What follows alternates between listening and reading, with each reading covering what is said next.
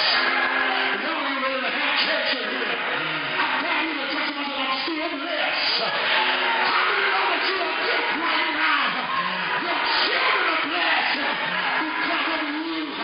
Your church is blessed because of you.